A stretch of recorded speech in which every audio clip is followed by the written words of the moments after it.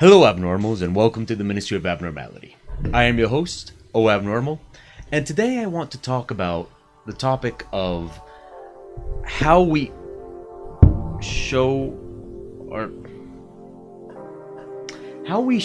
art and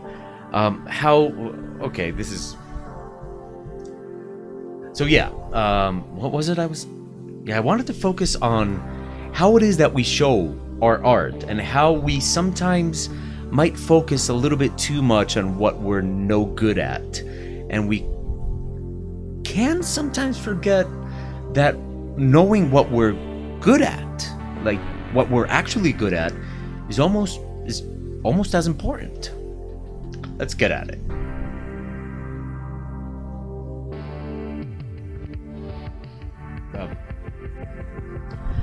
Being an artist isn't just about the art, and it feels like I don't even need to explain this, since it's very likely everybody would know it by now. It's basically the same for most crafts. Gone are the days when you could just focus 100% on being the best at what you do and forget about anything and everything else. In order to be a successful artist, you have to also learn how to show and promote your work. Sure enough, there are plenty of artists out there with managers or agents or stuff like that, but for most of us, a great big part of our success depends on how well we take care of the management aspects of our art. Sure, we all strive for quality and for improvement, and if we don't, then we definitely should. But it's the harsh truth of the matter that simply being good at drawing and or painting just isn't enough, not anymore. And I would even dare to say that in certain ways, this is even more influential on our success than the technical quality of the art itself. I've seen plenty of successful artists with work that just wasn't all that impressive. You know, the artists that you see, it depends on how you measure success. It could be in followers or likes or the work that they get. However it is you measure success, I'm sure we've all come across those artists that deep down inside, you know, that part of us where we don't share it with the rest of people, but we're thinking, damn, they're not that good. Is this fair? Sometimes it doesn't feel like it is, for sure, that our success would be determined by things other than the quality of our work. But then that's the game, and we can either lose and hate the game or learn to be good at it, maybe even win. Our entire lives we are educated to always look for something wrong in everything, and indeed there is a lot of value in that. I remember reading once that we are so good at remembering bad things over good things because it's better for our survival. You know, if we're running through the forest, it helps our survival more that we remember that there's a hole there where we can fall and break our legs than remembering how pretty the flowers look. But along the way, a lot of us seem to have forgotten that we also need to be aware of what it is we're good at. You see, we tend to hold qualities such as humility in very, very high regard, but I think that in many ways, a lot of us confuse humility with self-deprecation, self-humiliation. And for sure, making fun of your own defects and shortcomings is great for humor. It's definitely good for us to not take ourselves too seriously. I think there's great benefits to just learning to own the things about yourself that might not be considered appealing or, you know, the best of you. The fact that our technique needs some work is not something that we should be... Raijin, don't take the microphone up. I need the microphone here. Okay, this is not... You're very big. Okay. Where was I even? Okay, yeah. The fact that our technique needs some work isn't anything to be embarrassed about. Especially since all artists should be able to...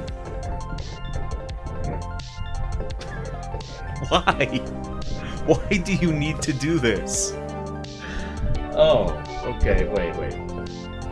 Let's try that again. The fact that our technique needs some work isn't anything that we should be embarrassed about. especially since we should all be willing and able to improve up until the day we die. But think about it, when we're presenting our art to the world, we're trying to convince others that we are worth investing in as an artist. This investment can be seen in many different ways. It could be money, but even the time it would take to check out your work should be considered an investment. And a lot of us try to sell our work by pointing out what's not to like about it. That doesn't make any sense. Of course, I know plenty of artists that have built a rather large audience off the premise that their art is no good. But then, in these cases, the general idea seems to be that the product's strength lies in other things, in places other than the technical quality of the work, or the visual quality of the artwork. Perhaps in the humor, or maybe in the writing.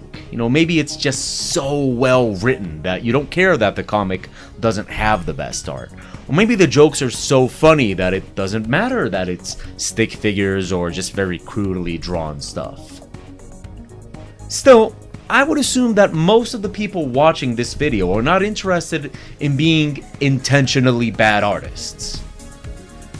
I would assume, I would be under the impression that most of us here are interested in being the best artists that we can be. Sure, not just at a technical level, also at a conceptual level. We need to have good ideas, we need to present everything well. But we probably want to be very, very technically competent. And this time it was me. Okay. We probably all want to be very competent at what we do. We should all be interested in being the best artists we can be and building our success off of the quality of our art. I would hate for people to like my art thinking, it's crappy art, but he's funny.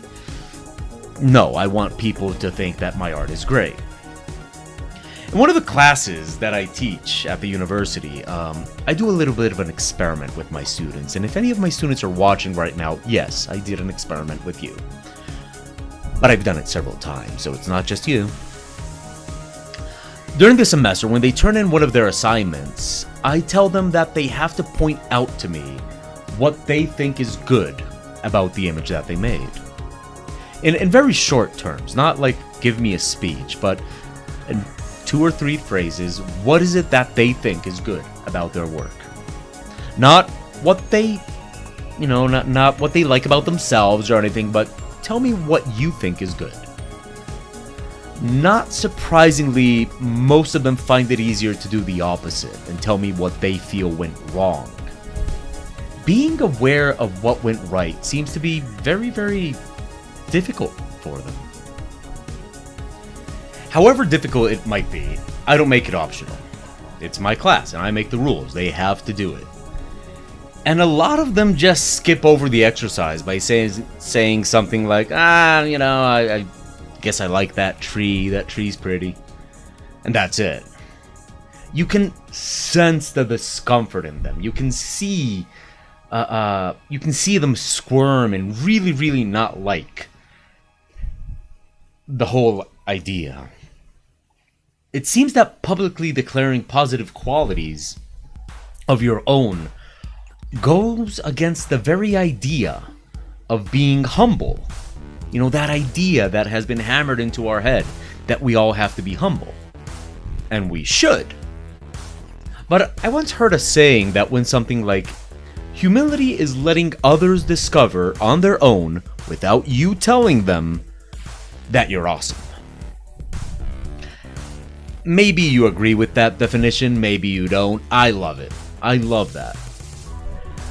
But even if you don't, as much as I tried, and I looked it up, I can't find any definition, any dictionary definition of humility that says it's all about pointing out your own faults. Funny enough, while we're taught that being humble is a virtue, we're also taught that confidence sells. And it really does. Confidence does sell in many, many different aspects of life. But just as we shouldn't confuse humility with self-deprecation, we also shouldn't confuse confidence with arrogance. Think about super famous celebrities, actors, musicians, those kind of people. Those people that always appear to be perfect in every single way. Now, do keep in mind that in the era of social media, we do get a much closer view at these people, but play with me. Play along. Everybody knows that... No, please don't... Oh, you just want to be the show... You just want to be the star of the show today, don't you? Okay, well, Ginger Cat, everybody. Anyway, okay, so...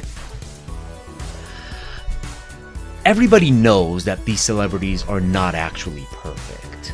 And nobody, I do mean absolutely nobody, is perfect. We've been told that our entire lives. But it almost feels sometimes as if they were. Those superstars in any field, music, acting, whatever, that we so admire, they probably have a very long list of defects, of faults. Who knows, maybe even if we met them in person, we might not even like them at all. For sure, a lot of times these people show us a side of them on Twitter where we kind of go, man, I wish you didn't share so much because I'd still like you if you didn't. We've all heard those stories. They're almost fairy tales at this point about some manager or producer that ran into some random person at the food court or on the street and saw them and discovered them and then made them into superstars. I don't know how true those stories are. I would assume that at least some of them are. But the point is that sure enough, they must have seen something special in that person and determined that they could build on that they could build success on that. The least you could do is show your face to people. Not just your, ass. Or just show your ass, okay. So yeah, they probably saw something and said, yeah, that. I can build success on that. It's not that they saw this person and thought, oh, they are perfect in every single way. It's that they saw something they could build off of. An image. Oh, come on. Really? Directly? Tail in the mouth? Okay. But they saw an image that people could love and admire. The rest is the rest. People don't need to see that. Just as if we were one of those managers, we need to be able to look at our own art and determine what about it is that's good. What is it about our art that we are going to build off of? Now, that doesn't mean that we should top our portfolios with something like, I'm great at rendering, or, Obsidian Abnormal, my anatomy is the best. You will never find skulls with horns done better than I do. Of course not. That would be, stupid. It would be absurd. And probably it would be very off-putting. What? Oh, really? Okay. I need to see my notes. But then we do see a lot of accounts topped with words about how bad you are at art. Or then maybe how mediocre you are at art. I've seen tons of accounts like, I try to be an artist. I sometimes doodle and sketch poorly, and here they are for you to have mercy upon me. That's also just as off-putting. Think about it. It's important that we know what we're bringing to the table and that we showcase that, instead of calling people's attention right at the entrance to what it is that we lack. Obviously, none of this should ever be taken as an invitation to exalt your qualities and ignore your defects. But look at it this way. Throughout my teaching career, I've seen and heard a lot of teachers that try to steer their students away from the things that they're good at. I've seen it a ton of times. Don't do that. Come on. I've seen it a ton of times. The teachers go and say oh, yeah, but you're already very good at that. Let's not do that. Let's do something entirely different. Now, I do see the value in that method of teaching, but I don't agree with it 100% because if you keep your students from ever touching what they're already good at, then the process of learning art is just going to be a process of constant frustration. The things that we are good at are things that we are supposed to build upon, not discard them as if they were no good. So, okay, let's say that you're with me. Let's say that the stuff that I'm talking about right now, you're seeing yourself in some of it, you're identifying some of it, you're saying, okay, I got this problem. What can we do? Well, what I would ask you to do is a little exercise I like to call inventory. So how do we do inventory? Now, what we do is we gather a certain amount of work we've produced. Now, how much? It's difficult to say. It could be the last year, or it could be the last 3 years. I guess it depends a lot on how you objectively feel you've improved. I can certainly think of a lot of situations where the work you did 3 years ago is no longer relevant, but just grab a good chunk of your work, going back a little bit. And what we're going to do is, you're not going to take into account if you think it's good or not. Just grab all of it. And we're going to review our work as a whole. Now, I don't want you to focus on individual images or the details in each one. And certainly don't focus on what it is you think you lack, right? Where you're wrong. Maybe you can place them all in a folder and make the thumbnails like at a certain size where you can actually see the image but not zoom in on the details and stuff like that. Or if you're working with like paper, maybe you can just lay it all out in a room and just look at them for a while. Notice your own patterns. Notice what it is you tend to focus on. What calls your attention? Looking at your past art is awesome that way because you'll find a lot of times success, like places where you had success in the past. You'll find yourself looking at your past art and thinking, that's awesome, Why didn't I continue doing that? Why didn't I focus more on this? So you're going to notice your own patterns. You're going to notice what it is you tend to do and what it is that calls your attention. You'll notice the images that you felt good about and where you think that you did your best. Now be honest with yourself. This is no moment to be embarrassed or feel humble and go like, oh, I don't want to seem arrogant. You're alone. There's nobody there with you. It's just you and your art. What's good about it? Okay, Raijin, you're covering the screen. Can I please? You little fluff. Okay. Separate the images that you like and take note about what you like about them. Hey, if you even have to grab a notebook and write down what it is you like about your work, do that. More importantly, figure out why you like this. Why it is, what's in there that you feel is good. Come on, dude. Come on. It's getting gold. It's getting gold. It's actually getting gold. Okay. Think of your art as if it were a restaurant. You have parts of it that the public is allowed to see, and you have areas that are restricted. Just because people get to see and eat a neatly, elegantly presented plate, that doesn't mean that there are things going on back in the kitchen that would be considered messy or even a failure. Just as with a restaurant, our portfolio isn't a place for us to showcase what we're trying to improve. Our messy failures and experiments, the things that, the stuff that we burnt in the kitchen and all that. No, that stays in the kitchen. That's for the kitchen. And yeah, there are people that are allowed to see our kitchen. People like our teachers. Some of our colleagues that maybe we bounce ideas off of. People that we trust. But not everybody gets to see that. Our portfolio is what we present. And we have to present what's good. Now, Do keep in mind that the idea of this exercise is not to cover up our weaknesses and our, we're not trying to cover up our weaknesses with our qualities. And we definitely do not want to fall into the mistake of over-focusing on what we like and ignoring what we should improve. But we do need to know both our strength and our weakness, so we can build off of our strength, and we know where to focus our efforts to improve.